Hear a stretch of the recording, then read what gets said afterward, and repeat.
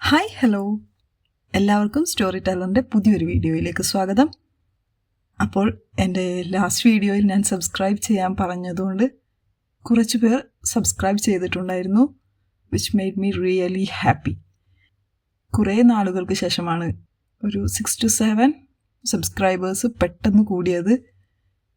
ഇത് വളരെ കുറച്ചാണെന്ന് എനിക്കറിയാം, പക്ഷേ for me it's a huge number. അപ്പോൾ നമ്മളിന്ന് Harry Potter and the philosopher സ്റ്റോണിൻ്റെ ഹാലോവീൻ എന്ന ചാപ്റ്ററിൻ്റെ ബാക്കിയാണ് കേൾക്കാൻ പോകുന്നത്.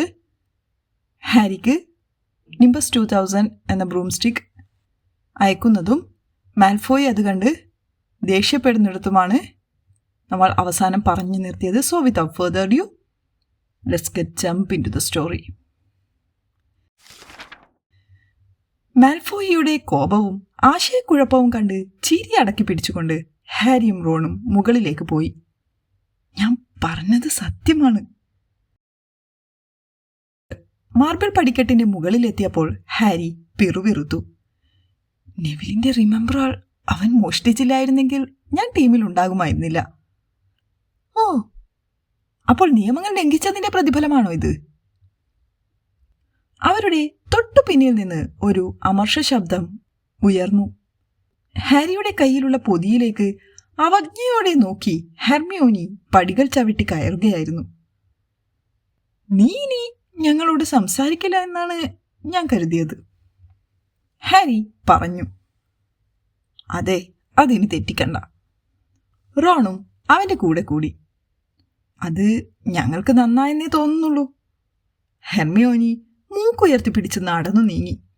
അന്ന് ഹാരിക്ക് ക്ലാസ്സിൽ ശ്രദ്ധ കേന്ദ്രീകരിക്കാൻ ഒരുപാട് ബുദ്ധിമുട്ടേണ്ടി വന്നു. അതവന്റെ പുതിയ ചൂല് സൂക്ഷിച്ച ഡോർമിറ്ററിയിലേക്കും പിന്നീട് ആ രാത്രി അവൻ കളിക്കാൻ പോകുന്ന ക്വിഡിച്ച് മൈതാനത്തേക്കും അലഞ്ഞു നടന്നു. എന്താണ് കഴിക്കുന്നതെന്ന് ശ്രദ്ധിക്കാതെ അവൻ ആ വൈകുന്നേരം അത്താഴം ഉരുട്ടി വിഴുങ്ങി. ഒടുവിൽ നിംബസ് 2000 അഴിക്കാൻ റോണിനൊപ്പം മുകളിലേക്ക് ഓടി. വാവ്! കിടക്കവിരിയിൽ ബ്രൂം സ്റ്റിക്ക് അഴിച്ചിട്ടപ്പോൾ റോൺ നെടുവീർപ്പിട്ടു. വ്യത്യസ്ത ചൂലുകളെക്കുറിച്ച് ഒന്നും അറിയാത്ത ഹാരിക്ക് പോലും അത് അതിശയകരമായി തോന്നി. മുകളിലായി സ്വർണ്ണ നിറത്തിൽ എഴുതിയ നിംബസ് 2000 മിനുസമാർന്നതും തിളക്കമുള്ളതും ഒരു മഹാഗണി പിടിയോടുകൂടിയതും വൃത്തിയുള്ളതും നേരായതുമായ ചില്ലകൾ നിറഞ്ഞ ഒരു നീണ്ട പിടിയും അതിനുണ്ടായിരുന്നു. വൈകുന്നേരം 7 മണി ആവാറായപ്പോൾ ഹാരി കാസിൽ വിട്ട് ക്വിഡിച്ച് പിച്ചിലേക്ക് പുറപ്പെട്ടു. അവൻ ഒരിക്കലും അവിടേക്ക് പോയിട്ടില്ല. കാണികൾക്ക് എന്താണ് സംഭവിക്കുന്നതെന്ന് കാണാൻ കഴിയുന്നത്ര ഉയരത്തിൽ 100 കണക്കിന് സീറ്റുകൾ മൈതാനത്തിന് ചുറ്റും സ്ഥാപിച്ചിരുന്നു. മൈതാനത്തിന്റെ രണ്ടറ്റത്തും വളയങ്ങളുള്ള 3 സ്വർണ്ണ തൂണുകൾ ഉണ്ടായിരുന്നു. അവ മകൾ കുട്ടികൾ കുമിളകൾ ഊതിവിടുന്ന ചെറിയ പ്ലാസ്റ്റിക് വടികളെ ഹാരിയെ ഓർമ്മിപ്പിച്ചു. പക്ഷേ ഇവയ്ക്ക് 50 അടി ഉയരമുണ്ടായിരുന്നു. വുഡിനെ കാത്തിരിക്കാൻ വയ്യാതെ വീണ്ടും പറക്കാൻ ആഗ്രഹിച്ച് ഹാരി തന്റെ ബ്രൂം സ്റ്റിക്ക് ഗ്രൗണ്ടിൽ നിന്ന് കിക്ക് ചെയ്തുയർത്തി. എന്തൊരനുഭൂതി! അവൻ ഗോൾ പോസ്റ്റുകൾക്കകത്തേക്ക് വേഗം കുതിച്ചു. പിന്നീട് മൈതാനത്തിലൂടെ മുകളിലേക്കും താഴേക്കും വേഗത്തിൽ പാഞ്ഞു. തന്റെ ഏറ്റവും ചെറിയ സ്പർശനത്തിൽ തന്നെ നിംബസ് 2000 എല്ലായിടത്തേക്കും കുതിച്ചു. ഹേയ് പോട്ടർ, ഇറങ്ങി വാ! ഒലിവർ വുഡ് എത്തിയിരുന്നു. അവൻ ഒരു വലിയ മരപ്പെട്ടി കയ്യിൽ വഹിച്ചിരുന്നു. ഹാരി അവന്റെ അരികിൽ വന്നിറങ്ങി. വെരി നൈസ്, വുഡ് പറഞ്ഞു. അവന്റെ കണ്ണുകൾ തിളങ്ങി. മെഗനാഗൽ ഉദ്ദേശിച്ചത് ഇപ്പോൾ എനിക്ക് മനസ്സിലായി. വളരെ അനായാസമായാണ് നീ ഇത് ചെയ്യുന്നത്. ഇന്ന് ഞാൻ നിന്നെ നിയമങ്ങൾ പഠിപ്പിക്കാം. പിന്നെ നീ ആഴ്ചയിൽ 3 തവണ ടീം പരിശീലനത്തിൽ പങ്കെടുക്കണം. അവൻ പെട്ടി തുറന്നു. അതിനുള്ളിൽ വ്യത്യസ്ത വലിപ്പത്തിലുള്ള 4 പന്തുകൾ ഉണ്ടായിരുന്നു. റൈറ്റ്, വുഡ് തുടർന്നു. കളിക്കാൻ അത്ര എളുപ്പമല്ലെങ്കിൽ പോലും ക്വിഡിച്ചിനെ മനസ്സിലാക്കാൻ എളുപ്പമാണ്. ഇരുവശത്തും 7 കളിക്കാറുണ്ട്. അവരിൽ 3 പേരെ ചേസേഴ്സ് എന്ന് വിളിക്കുന്നു. 3 ചേസേഴ്സ്. വുഡ് ഒരു ഫുട്ബോളിന്റെ വലിപ്പമുള്ള കടും ചുവപ്പ് പന്ത് പുറത്തെടുക്കുമ്പോൾ ഹാരി ആവർത്തിച്ചു. ഈ പന്തിന്റെ പേര് ക്വാഫിൾ എന്നാണ്. വുഡ് പരിചയപ്പെടുത്തി. ചേസേഴ്സ് പരസ്പരം ക്വാഫിൾ ഹൂപ്പിലൂടെ എറിഞ്ഞ് ഗോൾ നേടാൻ ശ്രമിക്കും. ക്വാഫിൾ ഒരു ഹൂപ്പിലൂടെ കടന്നുപോയാൽ 10 പോയിന്റുകൾ. മനസ്സിലായോ? ചേസേഴ്സ് ക്വാഫിൾ ഹൂപ്പിലൂടെ എറിഞ്ഞ് ഗോളുകൾ നേടാൻ ശ്രമിക്കും. ഹാരി ആവർത്തിച്ചു. അതായത് ചൂലുകളിൽ 6 ഹൂപ്സുകളുള്ള ബാസ്കറ്റ് ബോൾ പോലെ അല്ലേ? എന്ത് ബാസ്കറ്റ് ബോൾ? വുഡ് കൗതുകത്തോടെ ചോദിച്ചു. ഓ, ഒന്നുമില്ല, ഹാരി പെട്ടെന്ന് പറഞ്ഞു. പിന്നെ ഇരുവശത്തും ദ കീപ്പർ എന്ന് വിളിക്കപ്പെടുന്ന മറ്റൊരു കളിക്കാരനുണ്ട്. ഞാനാണ് ഗ്രിഫിൻഡോറിന്റെ കീപ്പർ. ഞാൻ നമ്മുടെ വളയങ്ങൾക്ക് ചുറ്റും പറന്ന് മറ്റേ ടീം ഗോൾ നേടുന്നത് തടയും. 3 ചേസേഴ്സ്, ഒരു കീപ്പർ, ഹാരി പറഞ്ഞു. അതെല്ലാം ഓർമ്മിക്കാൻ അവന് വളരെ ആവേശം തോന്നി. അവരെല്ലാം ക്വാഫിൾ കൊണ്ട് കളിക്കുന്നു. ശരി, മനസ്സിലായി. അപ്പോൾ ഇതൊക്കെ എന്തിനാണ്? ബോക്സിനുള്ളിൽ അവശേഷിച്ച 3 പന്തുകളിലേക്ക് അവൻ വിരൽ ചൂണ്ടി. ഞാൻ കാണിച്ചു തരാം, വുഡ് പറഞ്ഞു. ഇത് പിടിക്ക്. അവൻ ഹാരിക്ക് ഒരു ചെറിയ ക്ലബ് കൊടുത്തു. ഒരു റൗണ്ടേഴ്സ് ബാറ്റ് പോലെയുള്ളത്. ബ്ലഡ്ജേഴ്സ് എന്താണ് ചെയ്യുന്നതെന്ന് ഞാൻ നിനക്ക് കാണിച്ചു തരാം, വുഡ് പറഞ്ഞു. ഇത് രണ്ടും ബ്ലഡ്ജേഴ്സ് ആണ്. ജെറ്റ് ബ്ലാക്ക് നിറത്തിലുള്ളതും ചുവന്ന ക്വാഫിളിനേക്കാൾ അല്പം ചെറുതുമായ 2 സമാന പന്തുകൾ അവൻ ഹാരിയെ കാണിച്ചു. ബോക്സിനുള്ളിൽ പിടിപ്പിച്ചിരിക്കുന്ന സ്ട്രാപ്പുകളിൽ നിന്ന് രക്ഷപ്പെടാൻ അവ പ്രയത്നിക്കുന്നതായി ഹാരി ശ്രദ്ധിച്ചു. പിന്നോട്ട് നിൽക്ക്, വുഡ് ഹാരിക്ക് മുന്നറിയിപ്പ് നൽകി. അവൻ കുനിഞ്ഞ് ബ്ലഡ്ജറിൽ ഒന്നിനെ മോചിപ്പിച്ചു. ഉടനെ ആ കറുത്ത പന്ത് വായുവിലേക്ക് ഉയർന്നു പൊങ്ങി. പിന്നീടത് നേരെ ഹാരിയുടെ മുഖത്തേക്ക് പാഞ്ഞു. അതിനെ തടയാൻ ഹാരി ബാറ്റ് വീശി. അത് അവരുടെ തലയ്ക്ക് ചുറ്റും കറങ്ങി. തുടർന്ന് വുഡിന് നേരെ പാഞ്ഞു. അവൻ അതിനു മുകളിൽ ചാടി വീണ് നിലത്തമർത്തി. കണ്ടോ? വുഡ് കിതച്ചു.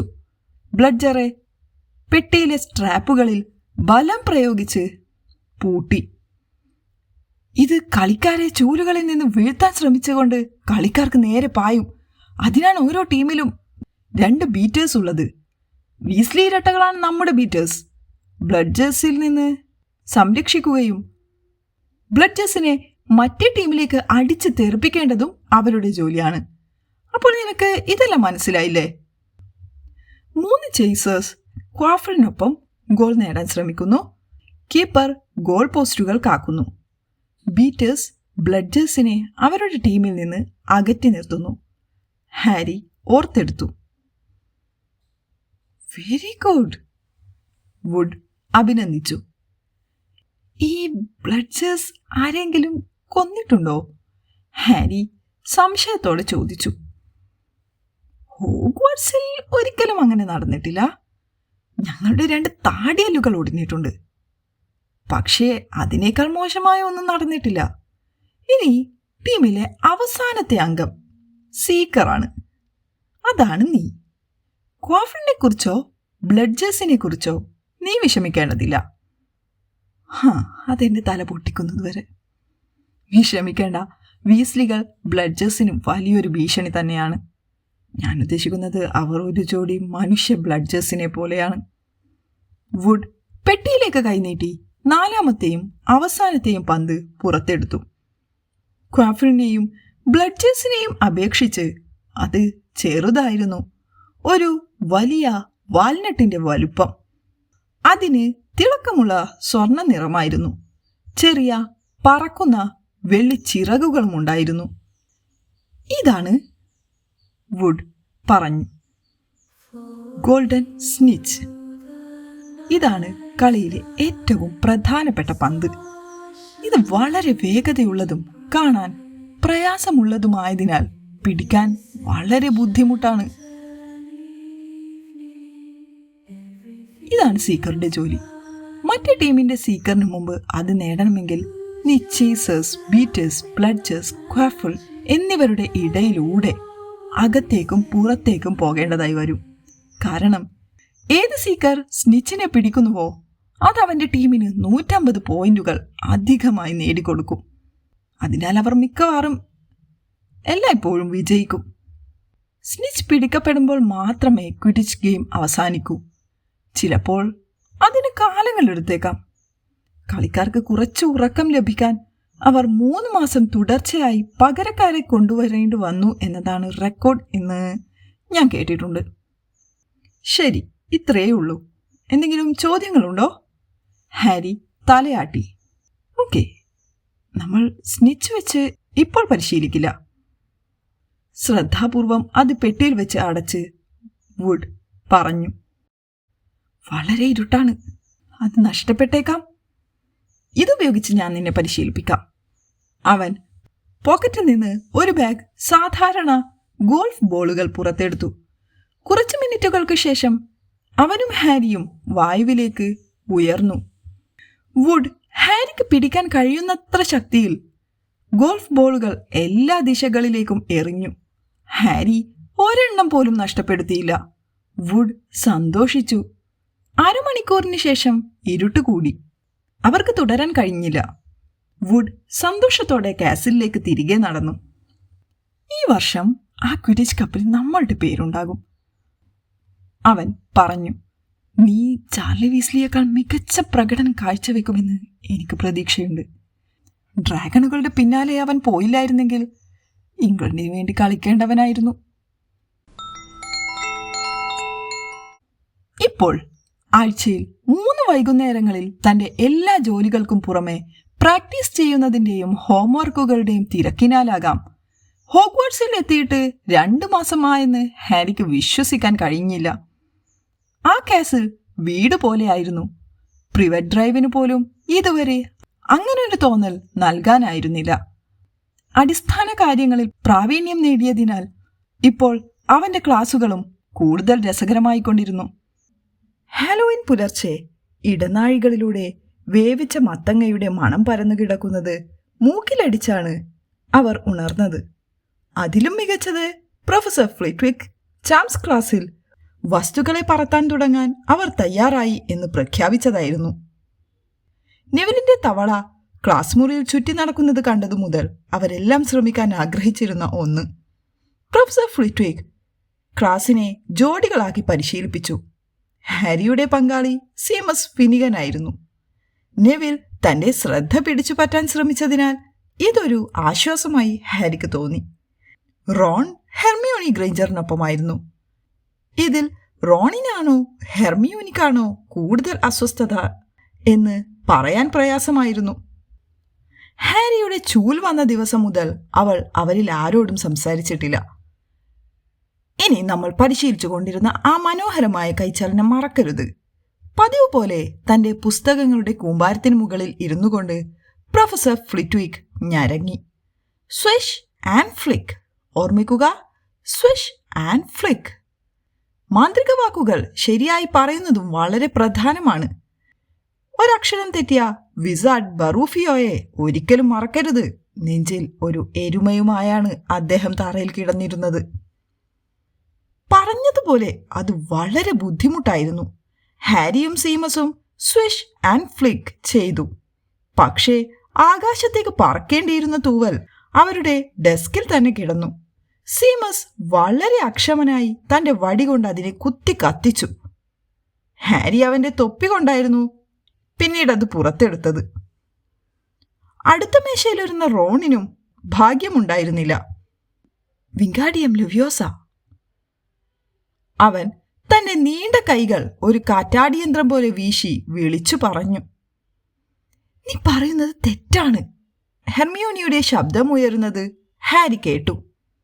അത് വിംഗാഡിയം ലെവിയോസ ആണ്.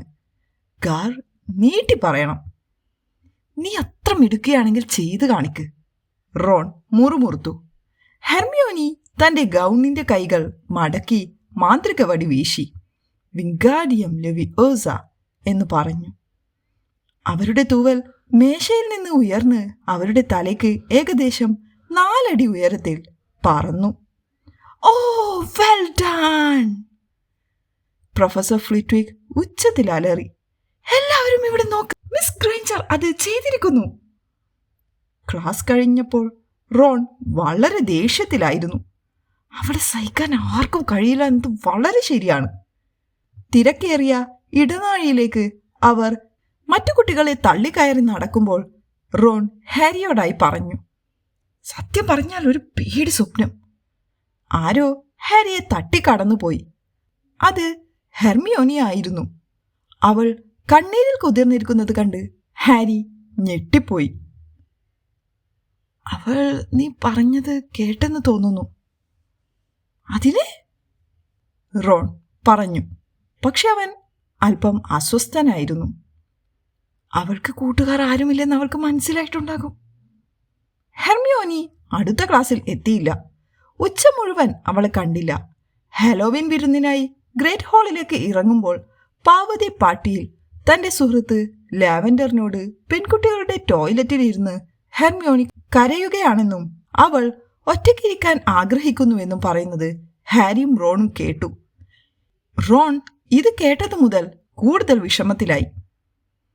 ഒരു നിമിഷം കഴിഞ്ഞ് അവർ ഗ്രേറ്റ് ഹാളിലേക്ക് പ്രവേശിച്ചു. അവിടത്തെ ഹാലോവീൻ അലങ്കാരങ്ങൾ ഹെർമിയോണിയെ അവരുടെ മനസ്സിൽ നിന്നും മാറ്റി.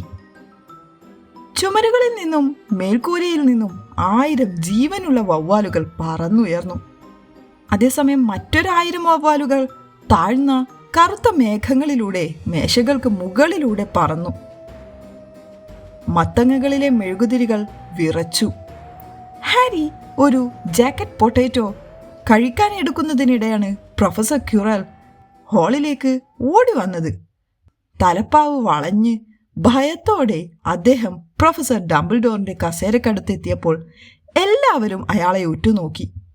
മേശയിലേക്ക് ചാഞ്ഞു കിടന്ന് ശ്വാസം കഴിക്കാനാകാതെ അയാൾ പറഞ്ഞു, ട്രോൾസ് നിലവറയിൽ നിങ്ങളെ അറിയിക്കാൻ വന്നതാ. തൊട്ടടുത്ത നിമിഷം അയാൾ ബോധം കെട്ട് തറയിലേക്ക് വീണു. പിന്നീട് അവിടെ ഒരു ബഹളമായിരുന്നു. പ്രൊഫസർ ഡംബിൾഡോർ തന്റെ വടിയുടെ അറ്റത്ത് നിന്ന് നിരവധി പേർപ്പിൾ തീപ്പൊരികൾ തെറിപ്പിച്ചപ്പോൾ നിശബ്ദത വീണ്ടും പരന്നു. പ്രിഫെക്സ്, അദ്ദേഹം ആക്രോശിച്ചു, നിങ്ങളുടെ ഹൗസുകളെ ഉടൻ തന്നെ ഡോർമിറ്ററികളിലേക്ക് തിരികെ കൊണ്ടുപോകൂ. പേഴ്സി അവന്റെ ചുമതല ഏറ്റെടുത്തു. എന്നെ പിന്തുടരൂ ഫസ്റ്റ്, ഒരുമിച്ച് നിൽക്കൂ. എന്റെ ആജ്ഞകൾ പാലിച്ചാൽ ട്രോളിനെ ഭയപ്പെടേണ്ടതില്ല. ഇപ്പോൾ എന്റെ പിന്നെ തന്നെ നിൽക്കൂ. ഫസ്റ്റ്, വരൂ, വഴിയൊരുക്കൂ. ഒരു ട്രോളിനെങ്ങനെ അകത്ത് കയറാൻ കഴിഞ്ഞു?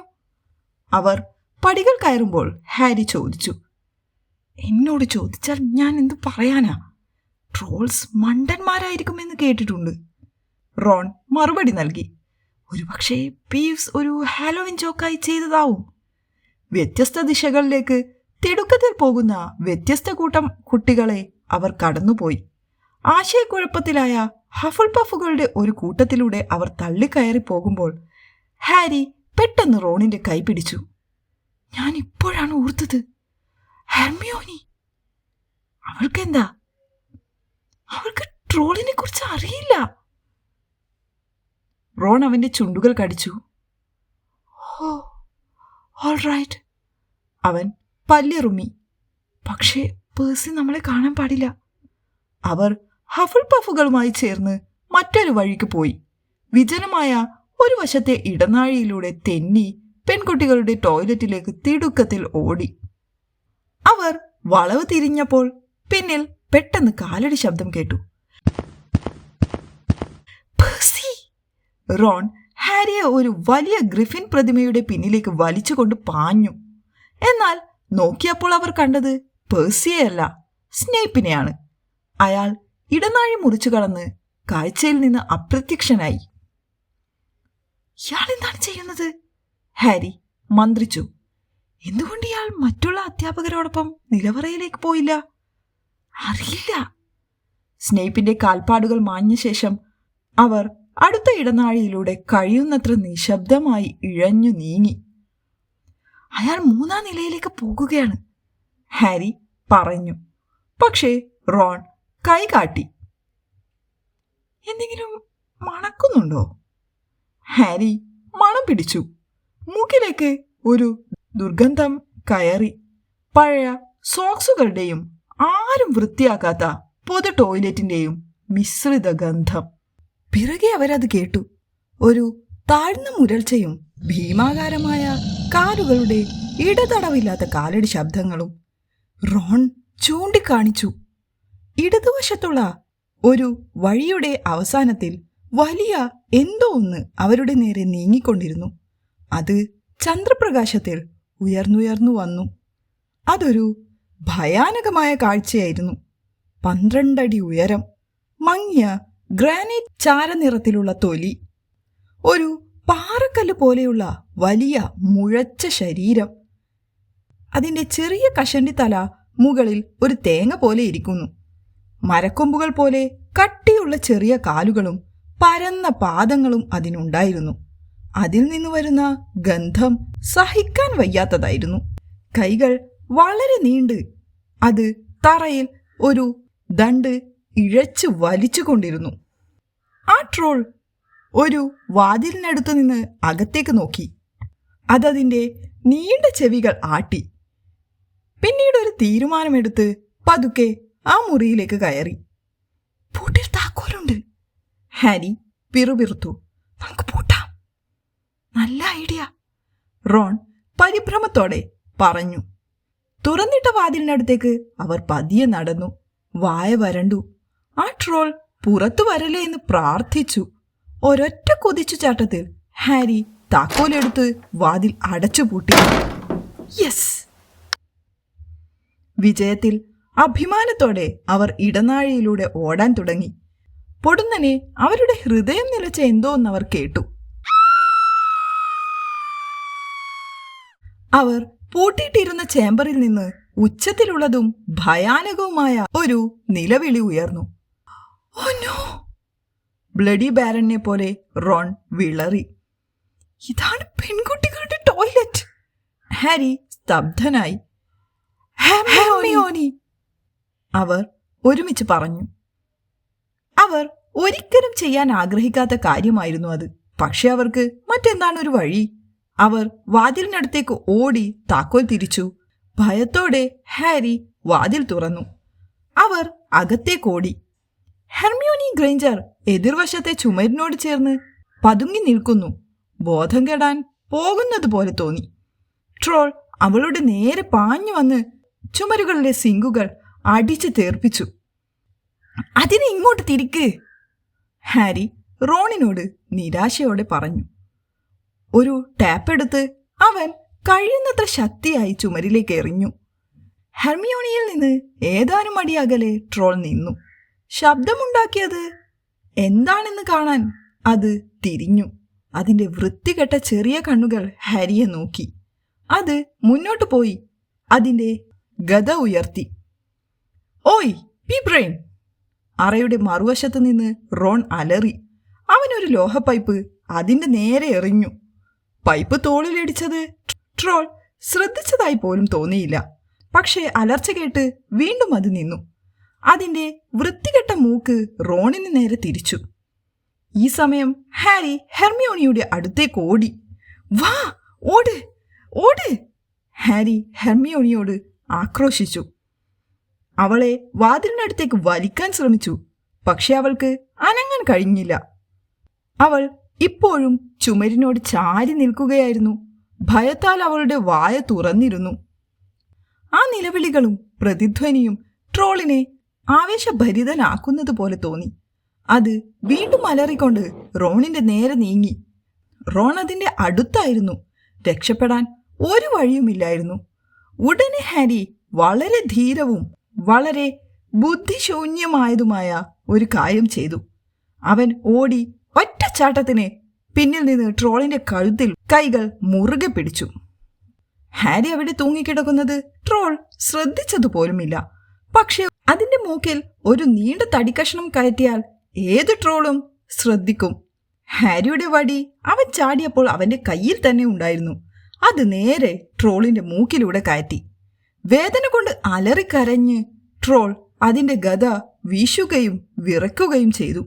ഹാരി തന്റെ ജീവൻ പണയപ്പെടുത്തി പിടിച്ചു നിന്നു. ഏത് നിമിഷവും ട്രോൾ അവനെ പറിച്ചെടുക്കുകയോ അടിക്കുകയോ ചെയ്തേക്കാം. ഹെർമിയോണി ഭയന്ന് നിലത്ത് വീണു. താൻ എന്താണ് ചെയ്യാൻ പോകുന്നതെന്ന് അറിയാതെ റോൺ സ്വന്തം വടി പുറത്തെടുത്തു. അവൻ്റെ തലയിൽ വന്ന ആദ്യത്തെ മന്ത്രവാദം അവൻ സ്വയം വിളിച്ചു പറഞ്ഞു, വിംഗാഡിയം ലെവിയോസ. ആ ഗദ പെട്ടെന്ന് ട്രോളിന്റെ കയ്യിൽ നിന്ന് പറന്നുയർന്നു, വായുവിലേക്കുയർന്നു, പതുക്കെ മറിഞ്ഞു. ശക്തിയോടെ ട്രോളിന്റെ തലയിൽ തന്നെ വന്നു വീണു. ട്രോൾ ആ സ്ഥലത്ത് തന്നെ ആടി ഉലഞ്ഞു. പിന്നീട് മുഖമടച്ച് വീണു. മുറി മുഴുവൻ വിറച്ചു. ഹാരി എഴുന്നേറ്റു. അവൻ വിറയ്ക്കുകയും അണക്കുകയും ചെയ്തു. റോൺ തന്റെ വടി ഉയർത്തിപ്പിടിച്ച് താൻ ചെയ്തതിലേക്ക് ഉറ്റുനോക്കിക്കൊണ്ട് അവിടെ നിൽക്കുകയായിരുന്നു. ആദ്യം സംസാരിച്ചത് ഹെർമിയോണി ആയിരുന്നു. അത് ചത്തോ? എനിക്കങ്ങനെ തോന്നുന്നില്ല, ഹാരി പറഞ്ഞു. ബോധം പോയതാവും. അവൻ കുനിഞ്ഞ് ട്രോളിന്റെ മൂക്കിൽ നിന്ന് തന്റെ വടി പുറത്തെടുത്തു. അത് കട്ടിയായ ചാരനിറത്തിലുള്ള പശ കൊണ്ട് മൂടിയിരുന്നു. ട്രോൾ ബോഗീസ്. അവൻ അത് ട്രോളിന്റെ ട്രൗസറിൽ തുടച്ചു. അപ്പോൾ ഈ അധ്യായത്തിന്റെ ബാക്കി നമുക്ക് നെക്സ്റ്റ് വീഡിയോ ആയി ചെയ്യാം.